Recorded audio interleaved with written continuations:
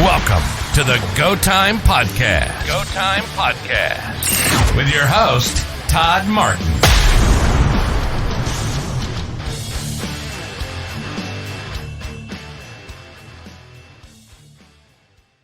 All right, so welcome back to the Go Time Podcast. Today I've got Krista Eichler and John Frank. John and Krista are kind of starting off in some different parts of their business. John's been in the industry horse industry. And we've been friends for 20 years, I think, right? Yeah.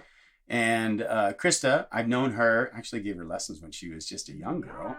And, but now she's like some social media girl, and she's the brains behind my social media stuff, and has really helped me out with all that kind of stuff. And in trade, we actually, I'm helping her expand her knowledge in training horses, and she wants to be a trainer, and, or she is a trainer, but she wants to advance in her training. Yes. And so, man, if you don't grow, you're going backwards. Exactly. So we spend time, once, twice a week, working together. And so I thought it'd be a great time for us to talk about business, like the horse business, and what do we do, and what can we do? And so, like, for you guys to have, if you have questions on, I might not have the right answers, but I could probably tell you what not to do. Yeah, totally. Absolutely. And sometimes that's just as helpful as the other.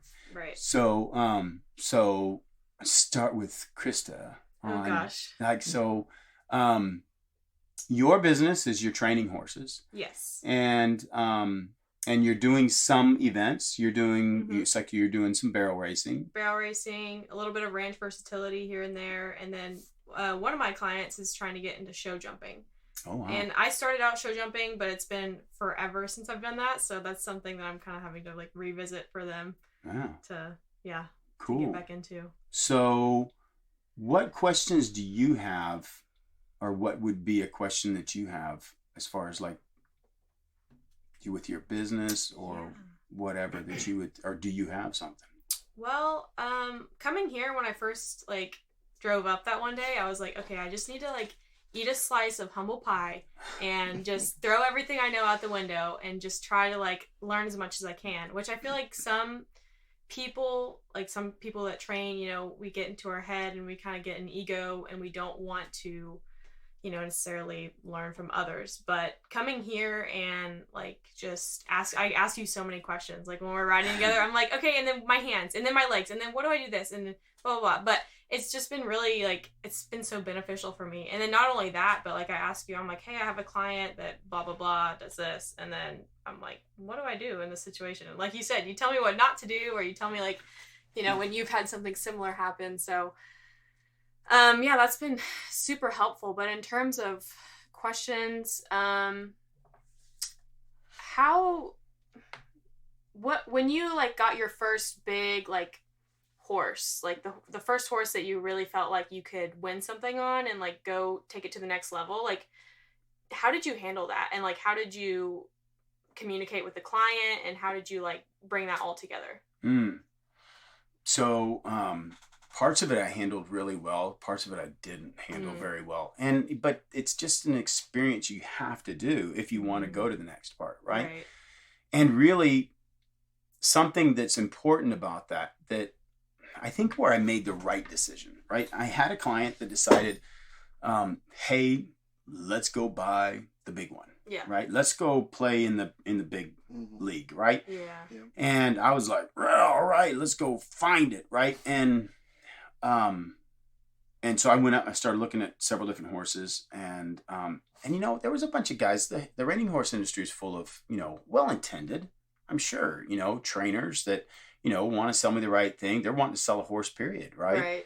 So some of them were, willing to sell me a really good one. Some of them were willing to sell me whatever, that they needed to sell. And so the problem that I ran into was, I didn't know, whether a horse was worth, whatever the price was. Yeah. $100,000, if they price it at $100,000, how do you know if it's worth $100,000, right? Unless you've ridden a horse that was worth $100,000. Well, who gets the opportunity to ride a horse that's worth $100,000. There's the benefit in sometimes working for a top trainer, right? You might get the opportunity to ride a horse that was worth that kind of money. Know the feeling, yeah. Right. And so you can get an idea. It doesn't mean you're going to know everything about it, right? But a part of it is a gamble, right? It's always a gamble. Even if you've had, a ton of experience, it's still kind of a gamble, because you're stepping up for the next one and the next deal. And a lot of times it's knowing what not to buy is more important than knowing what to buy, right? And what is it worth? Well, you got to get an idea from the industry as to what it's worth. Well, and I don't mean to interrupt you, but that's another thing. It's like, some people are like, he said, she said, blah, blah, blah. Don't buy from so-and-so, buy from so-and-so. And I feel like it's hard to like sort out the buffer, like. Yeah, I mean, and that's very true, right? Because everybody's got an opinion, yes. and somebody got taken on this, and somebody. Well, I mean, so you've got to go into it. You're foolish if you don't go into it with your eyes wide open, right? As best you can. So one of the things that really helped me was I wasn't working for one of the top trainers, but I was getting a lot of help from one of the top trainers, right? And that was Del Hendricks, right? And I was riding with him, and why was I riding with him? He had won like so many things. I mean, he's one of the, he'll go down in the history books of reining, and the reason why I was riding with him was not just because he had won all those things, but because he really was a great trainer, right? And he had some things that he opened my eyes up to. And I trusted him, right? I developed enough of a relationship that I could trust him in stuff. So a lot of times, I'm going up, I'm not up in the North Texas area where a lot of the stock is at to go and buy from. And I got to drive up there. It's, 6 hours up there. I got to go look through 15 head of horses to, try and find something. Well, it was a lot better for me to tell Dale, like, hey, I will share part of my commission if you'll drive 20 minutes down the road to try that horse out and tell me if he's worth coming and looking at. Yeah. And he may go, like, I watched that one at one show and that thing fell apart unless he's got him fixed. And I'm like, I wasn't at that show. I don't know. Right. Mm-hmm. So they've seen a lot of stuff. And there's somebody that I can trust in the industry to go and look at it. And it may come out of my pocket.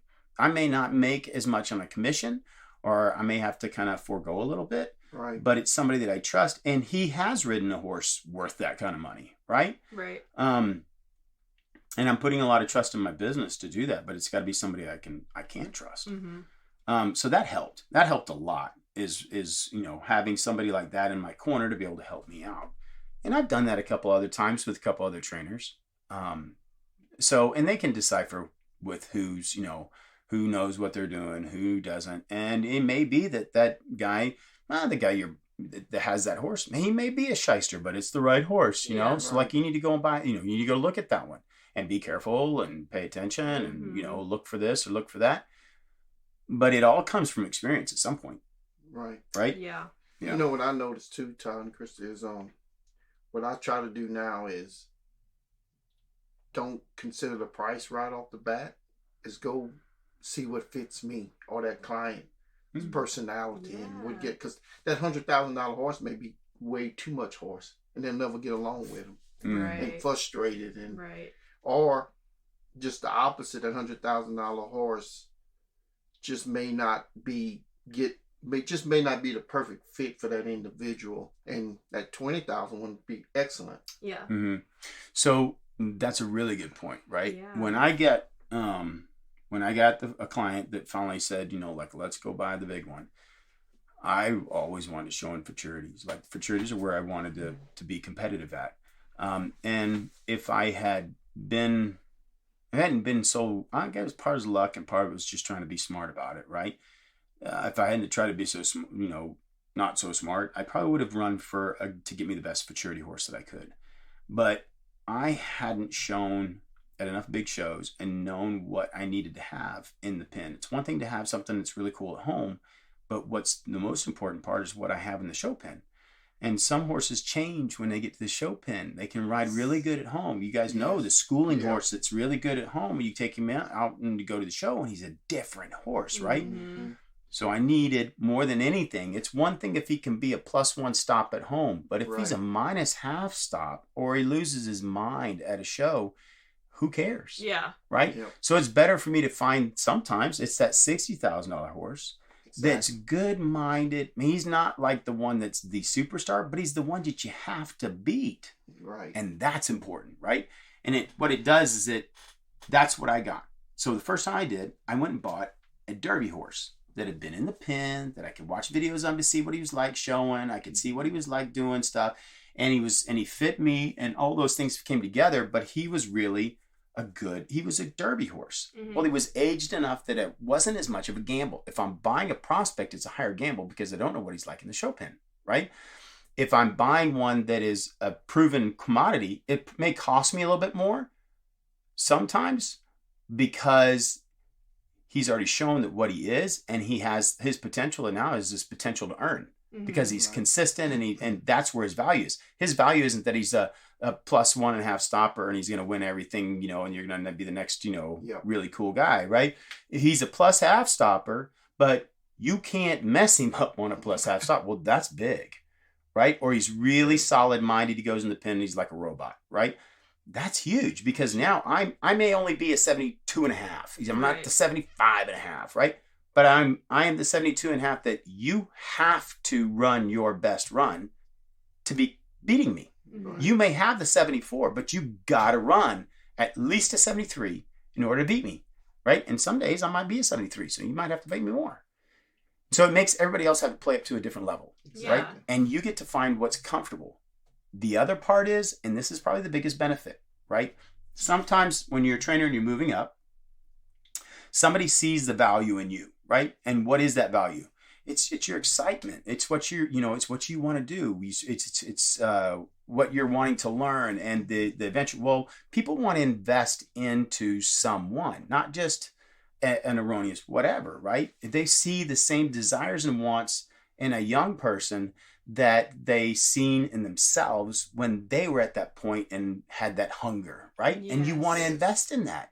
So these are the people that are going to be looking at investing into you, are the ones that see that in you, right? And like, man, and it's like, why you're here, Krista. I can see that. I see that, right? I see you're wanting to get better. You want to do that. And it's like, okay, so I see what's in that. And I see the work ethic. Oh, that's one thing to want. Right. But if there's no work ethic in it either, that's no good either, right? Right. Yeah. But I see that where you're putting it into it. So it's like, cool, I'm going to invest into that because it's something that I see that's worthwhile investing into, right? Well, it's the same thing with somebody who has been successful in business and successful in life.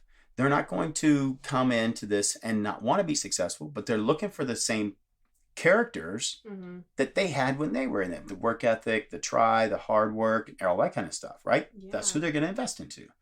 So when they go to do that, you being smart about going, okay, so if he's going to invest in me, I'm going to invest into this in a way that is going to benefit me down the road. That older horse that knows what he's supposed to do and everything else is going to show you through repetition and showing what you want to put on your next young horse, right? All the other horses down the line benefit from what you learn from the horse that knows more than you. Yes. There's one of the smartest things that I hooked on to was the idea that I will learn more from this whoever X trainer by riding his horses than necessarily just listening to him. Yeah. Right? And you start to realize that. You feel that and you're like, oh, I don't like this. And then later on you go and show and you go like, well, I should have liked it because I didn't know.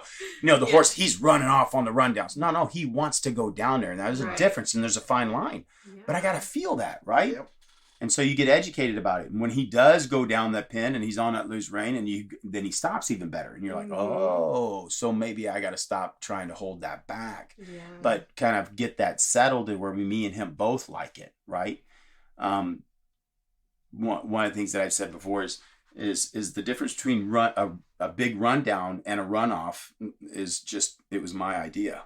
Yeah. Right? Yeah. And there's some truth in that, If it's my idea, then it's free flowing and it's running too, and we're in a position to stop.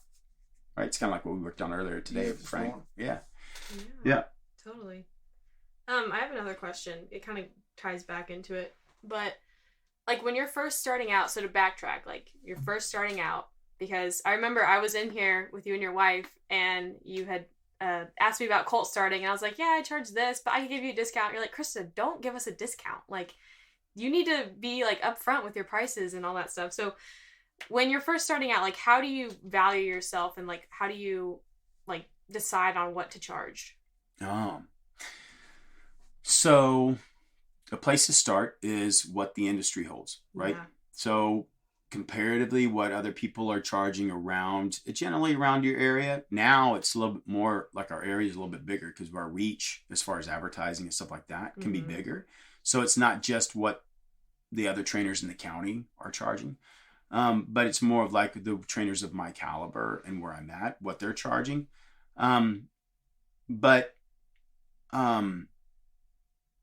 If somebody is coming to you because you're the cheapest, then you're going to get that kind of horse, right? And you're going to get that kind of client.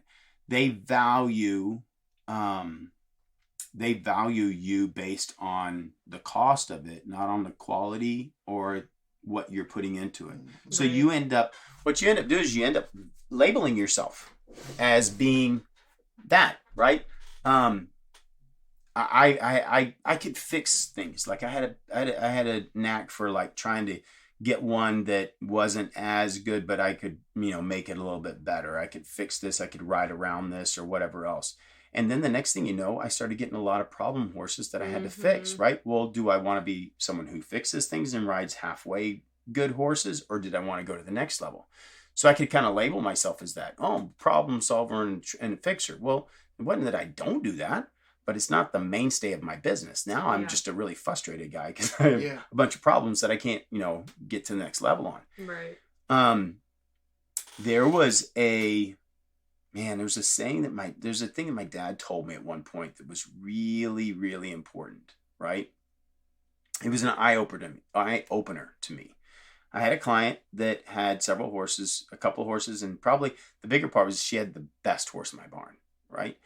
And she'd come out for lessons a lot, right? And my dad saw that she was taking a lot of lessons from me, and I was riding, and she had the show horse that I was showing at the time was her horse, right? And he was the best thing that I'd had. And actually, the horse's name was Zamanek. He was really pretty cool, right? He was a Boomernick out of a Zampar bar mare, right? There was Zamanek. And it's funny that I even remember that horse. That was probably like 25 years ago. But he was the best thing that I had in the barn. And my dad said, so, she's out here a lot. Golly, how much you getting paid by her to give her so many lessons along with all the training and stuff? And I said, I don't charge her anything for the lessons. She's got the best horse in my barn. And he was like, so you don't charge her nothing for the lessons? I was like, no, no, I ain't going to charge her for that. And he was like, well, how many and whatever.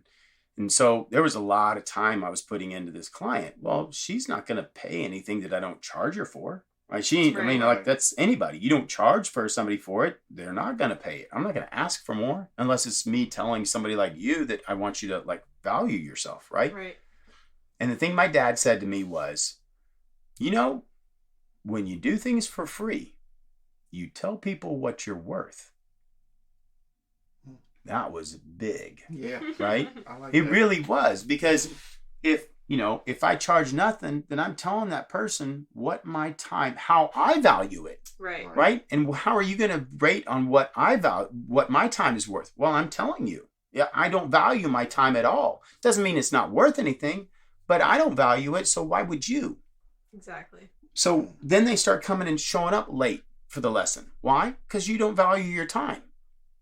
Right? You don't value your time, and sometimes that costs you, right? But in the long run, it doesn't.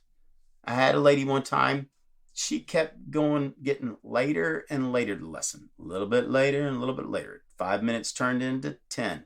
10 minutes she'd show up late, And, her kid had a good horse and whatever else. And I put up with it for a while. And I put up with it. And she'd get there 10 minutes late. And 10 minutes late was 25 minutes late because she had to get out there, change clothes, get her saddle on, saddle her horse up, get ready, and then be out there warmed up and whatever else. It just kept getting longer and longer and longer. Next thing you know, I'm riding, an hour and a half past that time of what her lesson was. And it ended up taking up an hour and a half of my time instead of an hour. Yeah. Right? And there was a day. Situation. And I had one day where she rolled in and she calls me. I'm unsaddled my horse. I mean, you're 35 minutes late and dinner's being served in my house in about 25 minutes. Right? And I wanted to like, oh, well, they're not showing up. I never got a call. Never even tell me you're late, much less tell me you're still coming. Right? And then they did call me. Well, sorry about that, but we're 5 minutes out. Like literally, like you're 45 minutes late. Right? And we're 5 minutes out. And I said, I'm sorry. I'm inside getting ready to eat dinner. And she, oh, but I'm really sorry. I got, and she apologized. And I think it was heartfelt. She wasn't trying to but I've taught her how to value my time. It was a big part. It was my fault, right? But the only way I'm going to fix that was I had to own it. And it cost me, right? Because I never taught them how to do it right. Mm-hmm. And I told her, I'm sorry, we'll reschedule it for next week, but I'm done for this afternoon.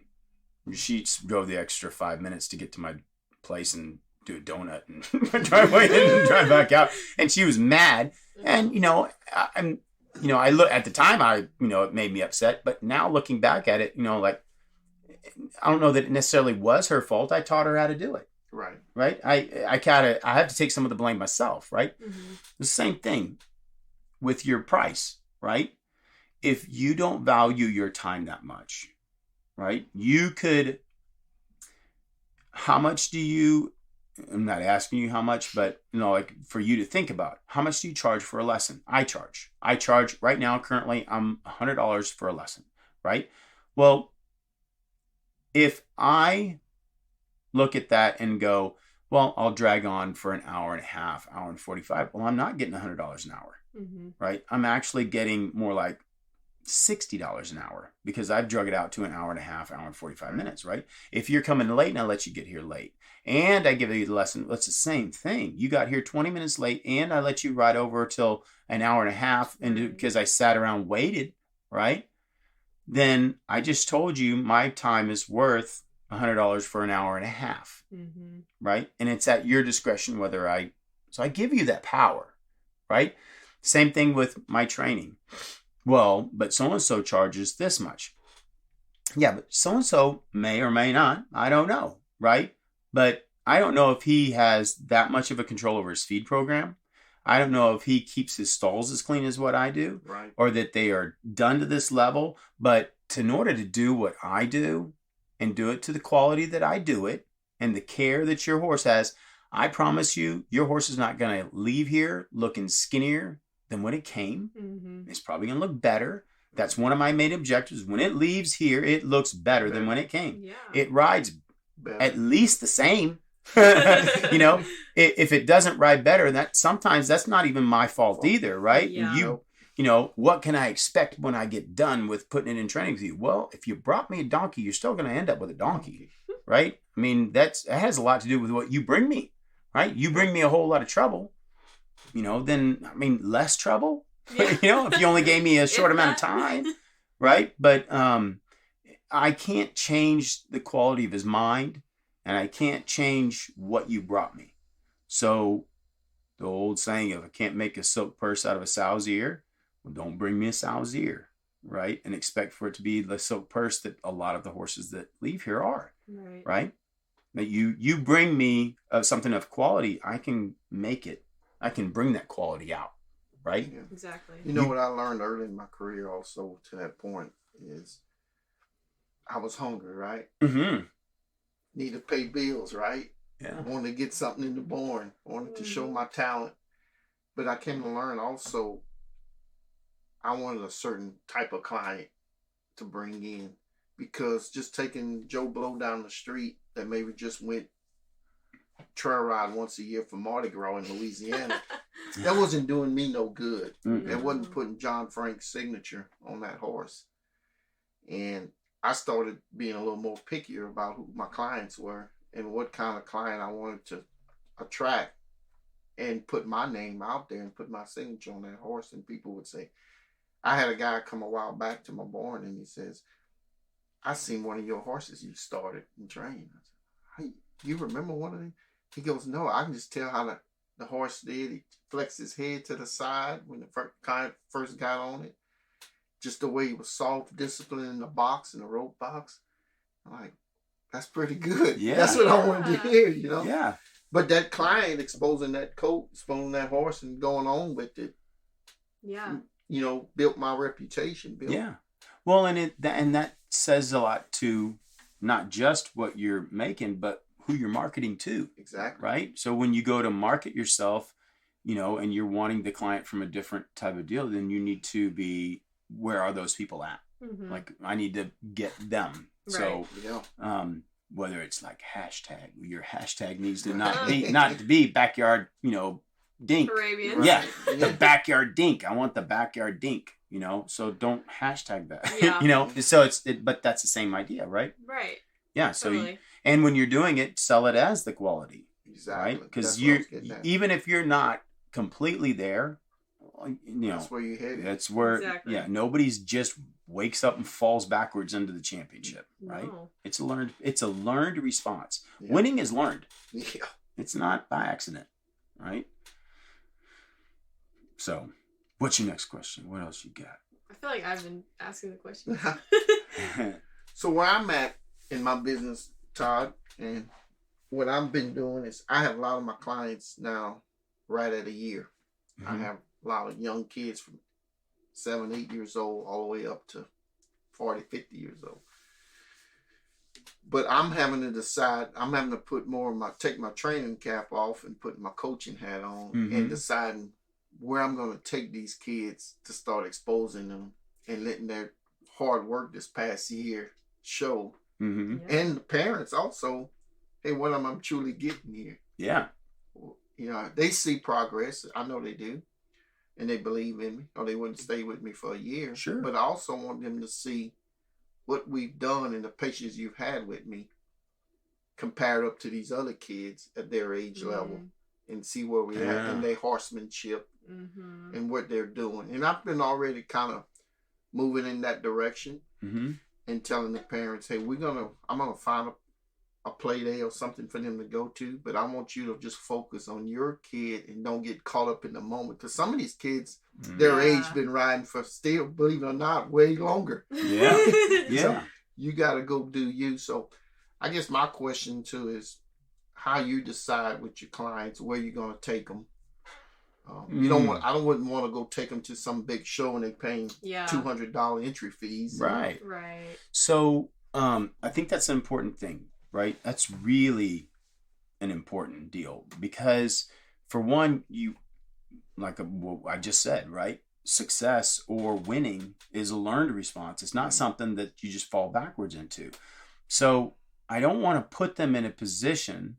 Losing is part of winning, right? So I have to teach them that too, right? That you don't win every single time, right? The greatest that there are in every industry lose way more than you win. Even the guy that is the, $4 million reigning horse, winner of $4 million, and he's done it. Like Fapani, I think, is one of the greatest trainers there is, right?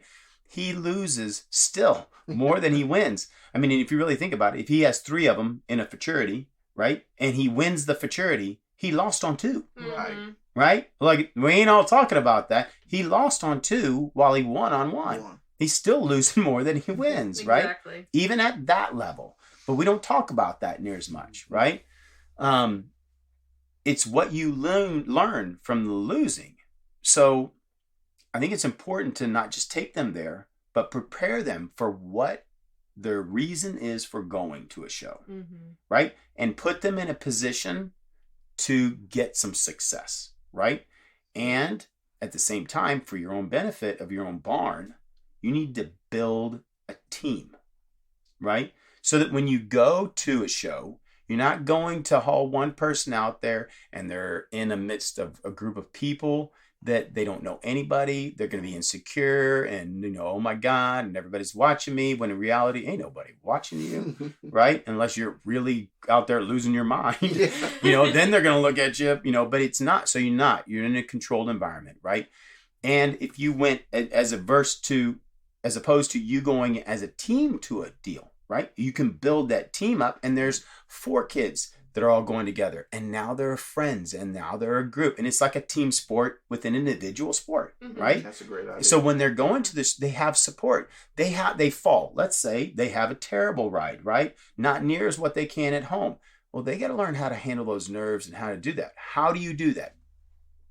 When you come out of that show pen, more often than not, the feelings that you have coming out of that show pen are going to be felt the next time you go in, right? So if you come out of that show pen and you fell on your face, it wasn't a good ride, it was nervous, you missed it, you went off pattern, it was terrible, you got a 0, right? And you come out of there and going like, look, I'm so proud of you going in there. Like you did.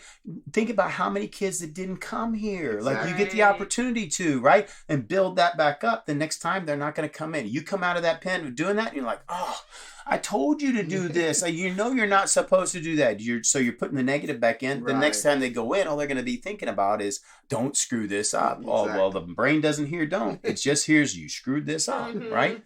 So teaching them what to do and how to feel afterwards is really, really important. The way to build that is doing a little show at your house. And when you're doing a little show at your house, the other kids don't need to be sitting over on the side, paying attention and worried about what they're going to do. They need to be sitting on the side, cheering the other kid on, right? So you teach them to cheer the other one on. You teach them how to play as a team, right?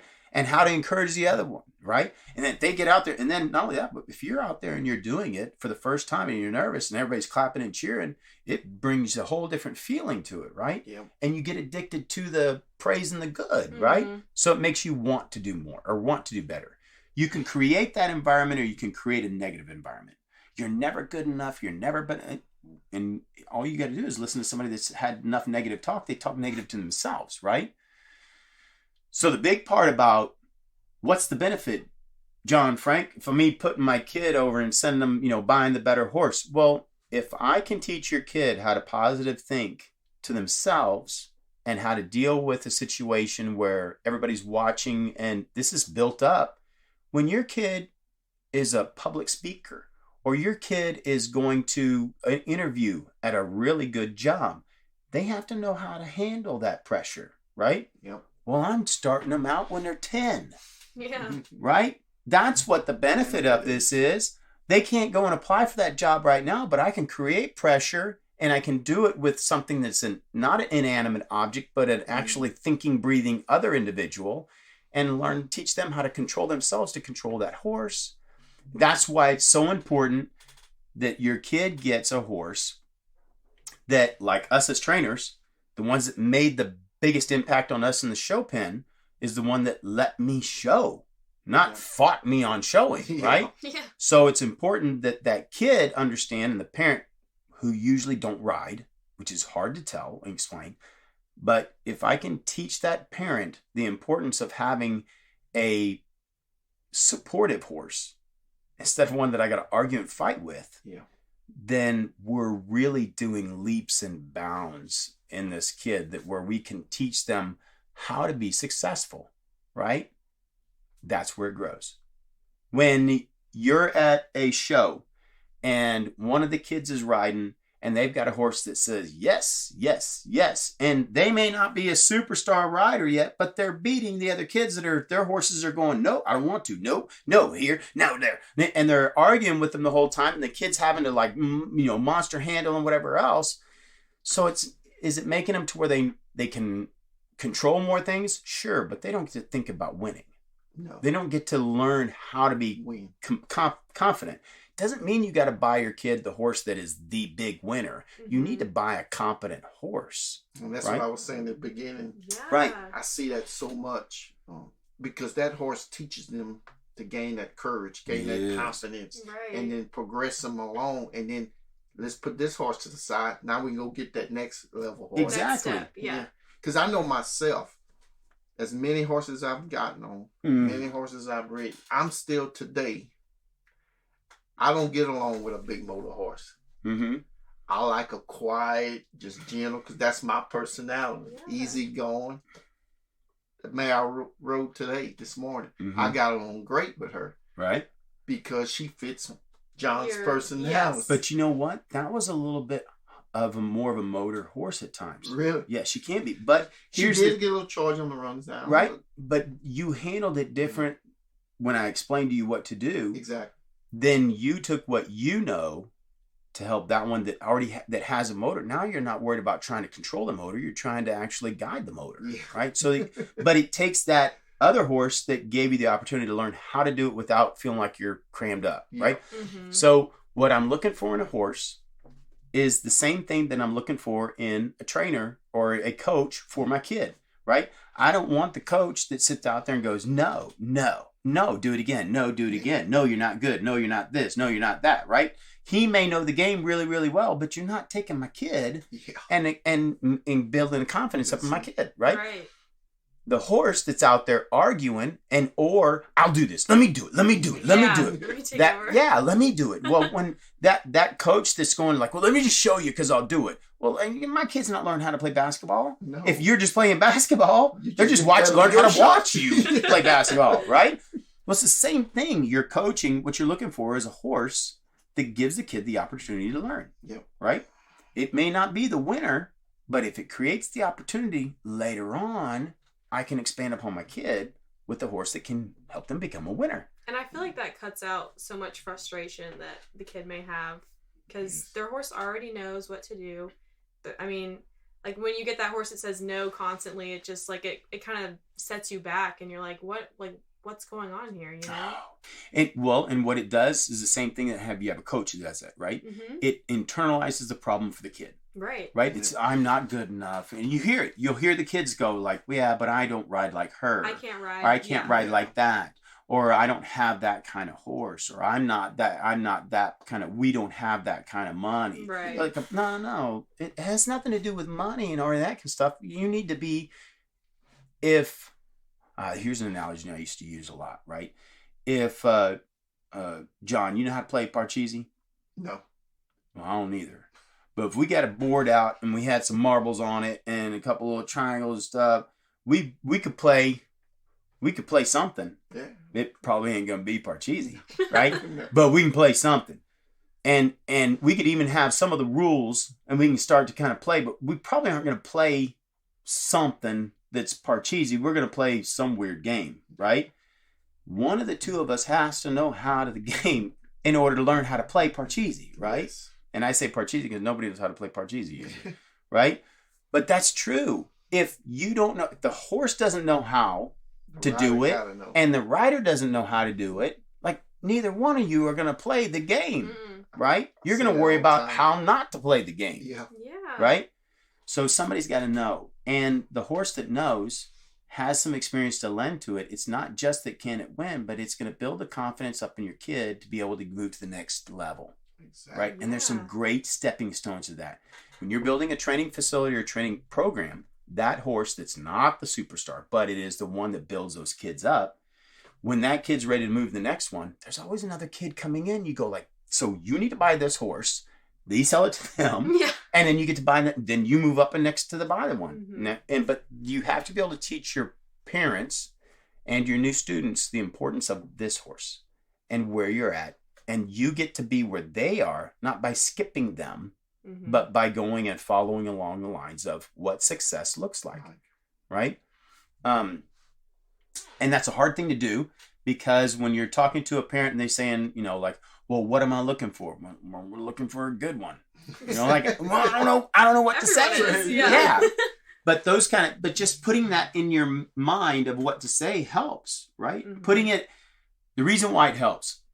I could tell you a good one, and I could tell you I need a good one. Well, we got an idea what a good one is, right? But that parent that's coming in that hasn't ridden, but this is what they don't know. Mm-mm. So I need to explain it to them with regular terms and regular ideas that they can understand, right? And make it make sense for the horse industry. Right. This isn't necessarily we got to win a national championship, right? Yeah, I say that all the time to my kids. No, but what I would suggest for you, John, is to be able to take and make your own show. Teach them how to handle a show. You can control the pace. You can control the competition. You can control every bit of it at your house. You can't on the road. So maybe we have one arena. I have a little bitty area to practice in or whatever else before I go in the arena for them to show. I give them something I know everybody can get in there and accomplish. So I'll make a class that's called, pick your hat up, whatever it is. But where they're going to find some success in it, something I can learn from it. And I take the time to go, okay, now it's your turn. Get ready. Everybody else stop. We're going to watch. Oh my God, now she's worried. Everybody's watching. Well, hey, we're going to learn how to handle this. Mm-hmm. And when she goes in there and she's going in and she's nervous and you know she's nervous, you need to get your other kids to be cheering her. Come on, let's go, and build that up, right? So teach somebody how to handle that pin. No, that's a great idea because I took them to a small show down the road, some of them back in around March. And I was furnishing the horses. Mm-hmm. And I felt like NASCAR, and I had a couple of dads help me because I'm having to change the numbers on the blankets, grab the kids, put their numbers on, throw them up on the horse, switch saddles. Oh, no, you ride this. And, man, I was a wreck. Yeah. So, and what's really funny is we take these things that we know from other competitions and we never apply them to the horse industry, right? So what do we do before we go and play in a football game with our first football game with a bunch of junior high kids?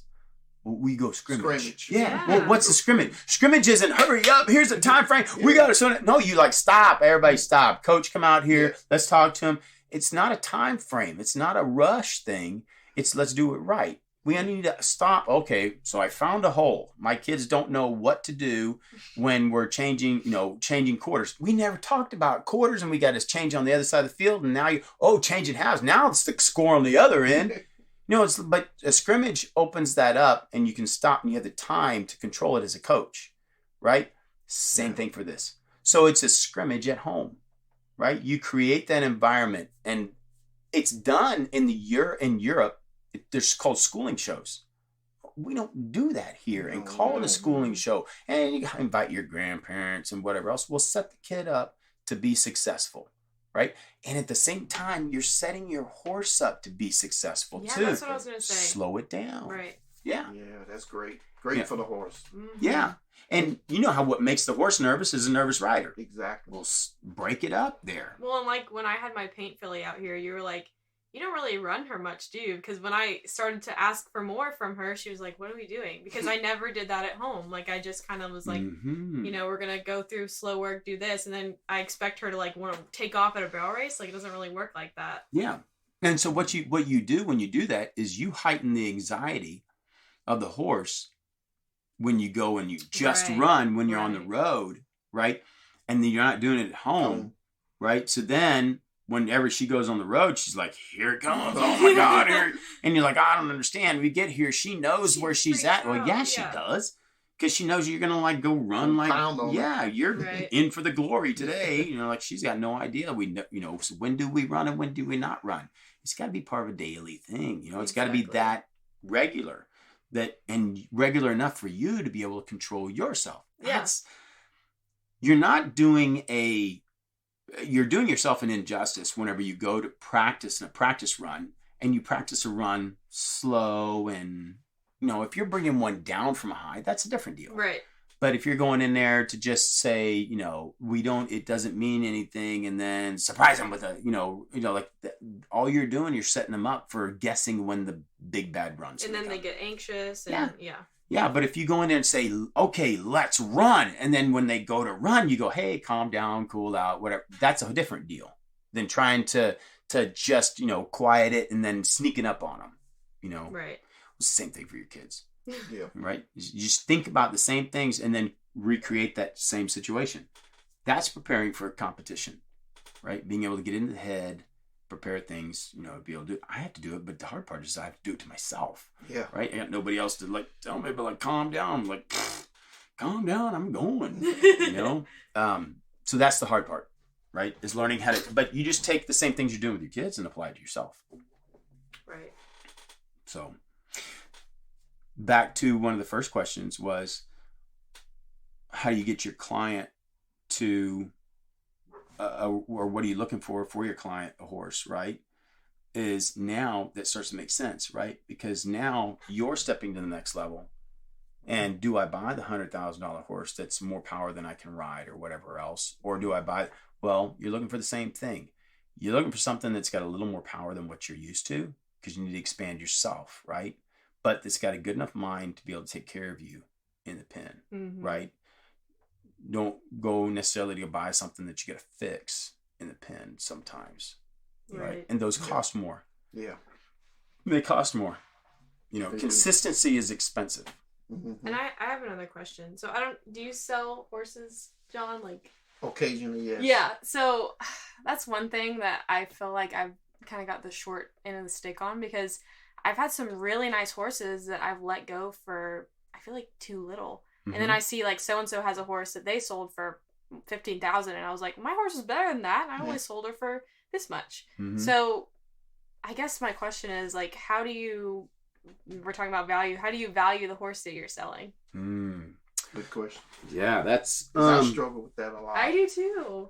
And there's times when you go, I want to get this horse out there. Right. I want to, because it'll expose your name, correct? Exactly. But at the same time, you know, the work and time you put in, and feed and maintenance and consistency, that horse goes to the shows and show it. That's why I started valuing that horse.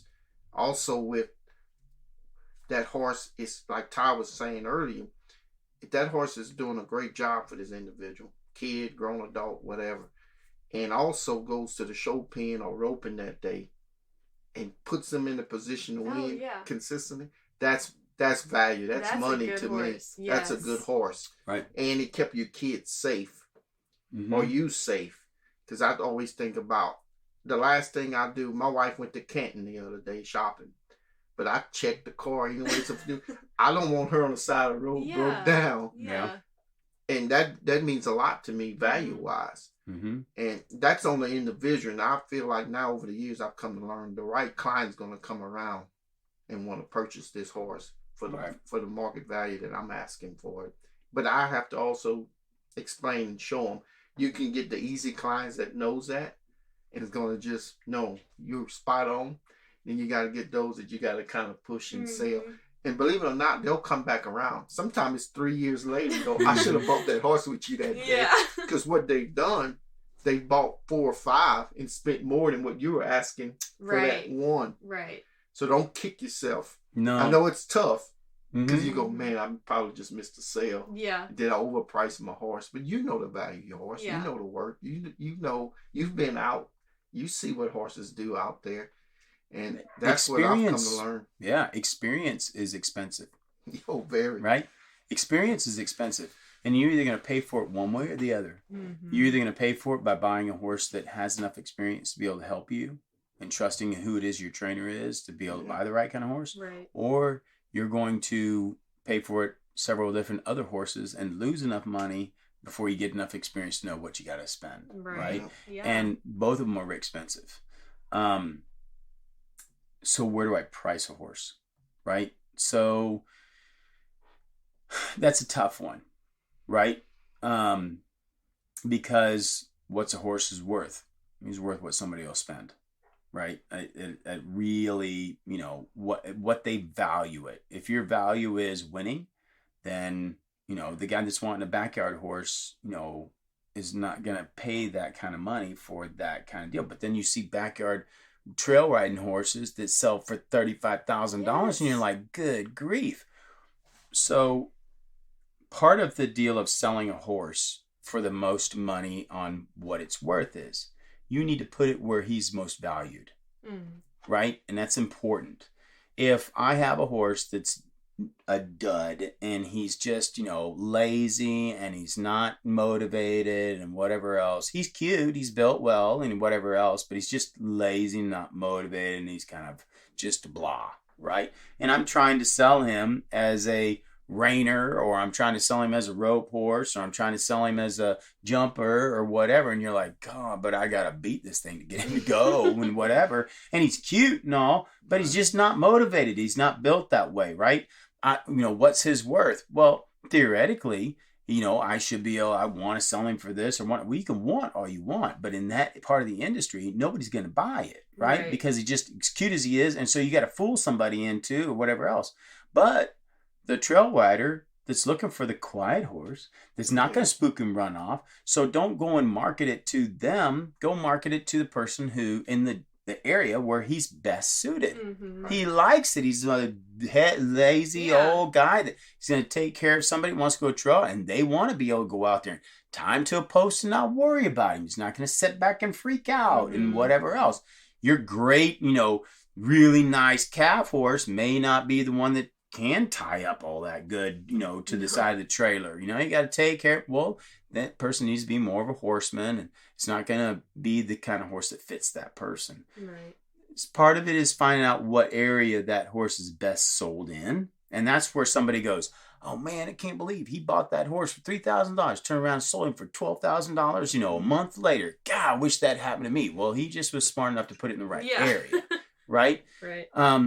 The other is when you're, so you're looking for where is his value, right? Is going to give you the most, money on it. But really the hardest ones to sell are the ones that you don't believe in, right? Mm-hmm. Those are the ones that are hard to sell. And sometimes you have to just realize, and I had to realize it, right? That I'm a good salesman. I mean, I can talk, right? Mm-hmm. But I can only really sell something I believe in. Yeah. Right? I got passion. Man, is it hard for me to sell a really good show horse? It ain't hard for me to sell it because I'm talking to everybody I know. Yeah. And like, come on. No, let me show you, man. It's going to be, I'm excited about it. You see that enthusiasm. You want the same enthusiasm, right? It's easy to sell something I believe in, right? It's really hard for me to sell something I don't believe in. So I don't want to sell something I don't believe in. I'm not that kind of salesman. I'm not that kind of horseman, right? So sometimes it's just the fact of that's not who I am. And maybe I'm not good at that, right? Am I a good salesman of something that I really don't like? Well, I'm not, Even if it is a good one, like, man, this is the coolest, trail riding horse, and he'll stand all day long for you, and he'll just do like, man, those things, lazy dud. I don't want to ride like them. Is he great for that? Yeah, he's great for that. I don't want to ride him. I don't want to do that.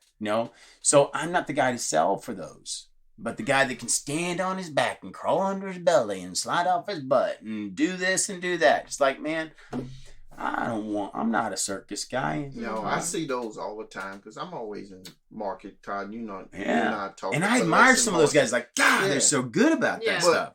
That's not what I'm planning on doing with my horse. I'm not bouncing a ball in the arena. No. Yeah.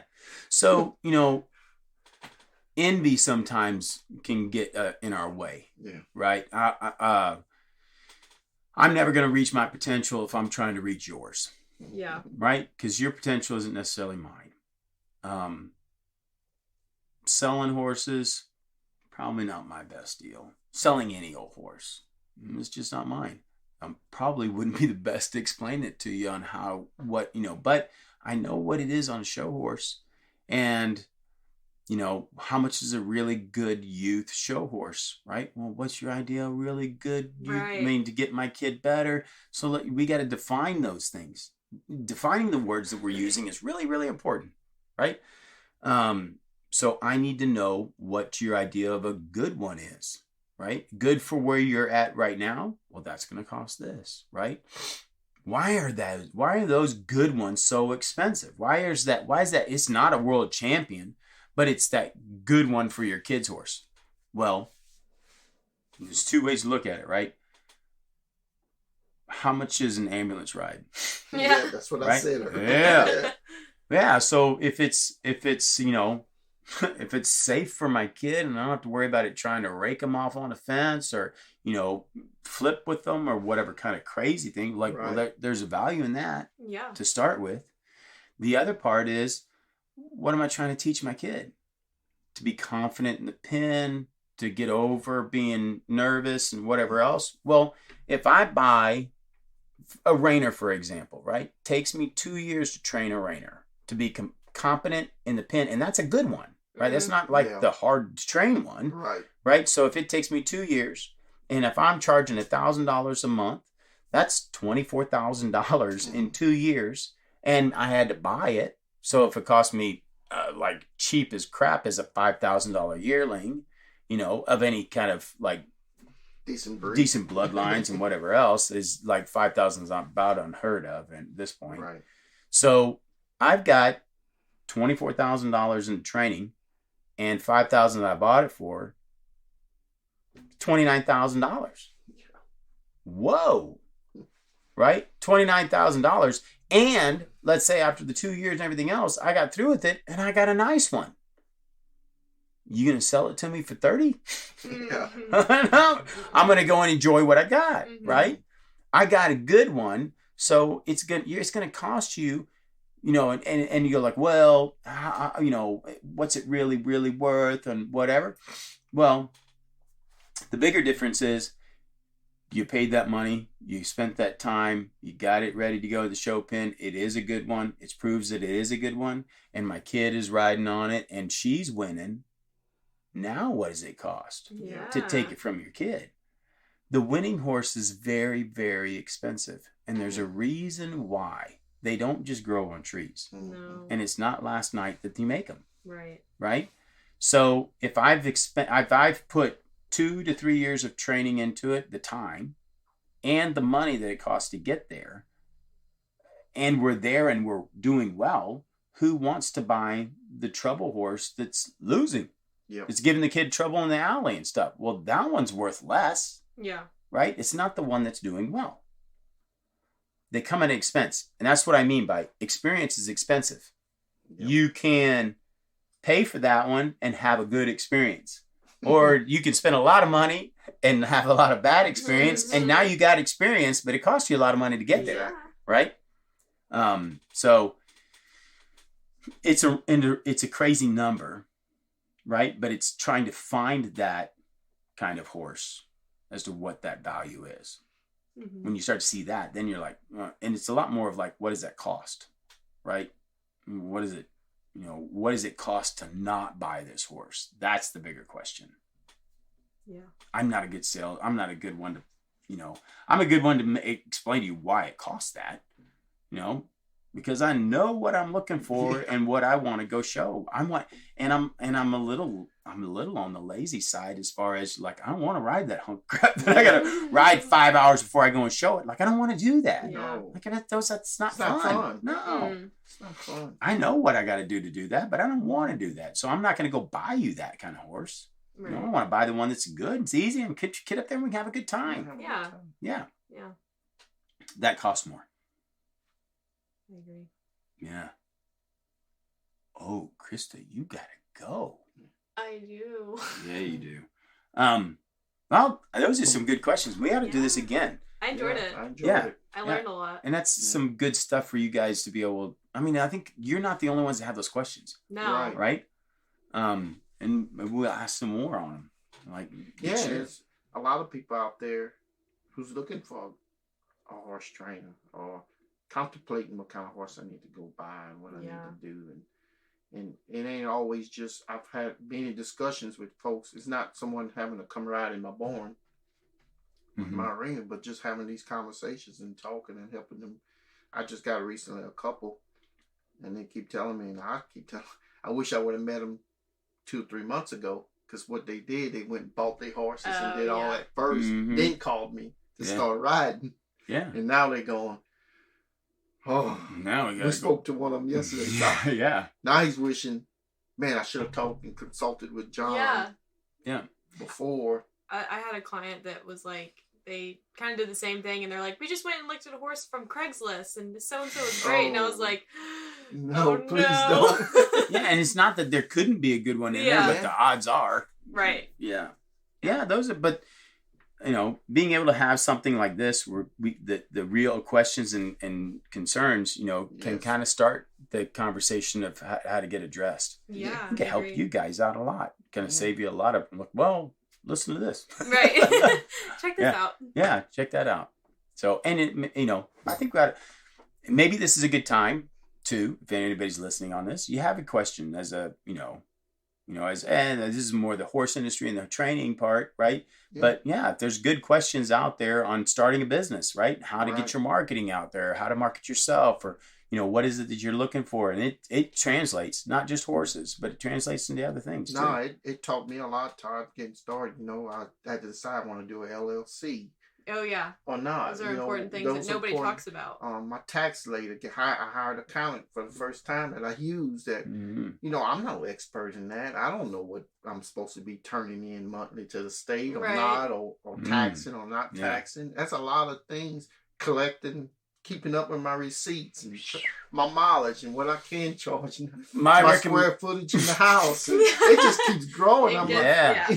Well, and on something like that and questions like that, my only suggestion is marry a really good woman. Because I just want to ride them. I know. But it's a smart business sense on that. Well, we're talking about business sense. It's a lot of things you don't always want to do. The invoicing. I don't care to do that. I just, like you say, I want to just talk horses. Yeah. Exactly. Well, next time we do this, I can put like a question box on Instagram and have people submit questions about. Ooh, that'd be good. Yeah, that'd be really good. I'd like that. Yeah. Cool. Well, thank you guys for coming out. Absolutely. Cool. Thanks for having me. All right. There you go. Thanks for listening to the Go Time Podcast with Todd Martin and Brendan O'Reilly. Be sure to follow us on Facebook, Instagram, and YouTube at Go Time Ranch so you can come work with us each day to learn, have fun, and be inspired. For information on bookings and merchandise, please visit www.gotimeranch.com.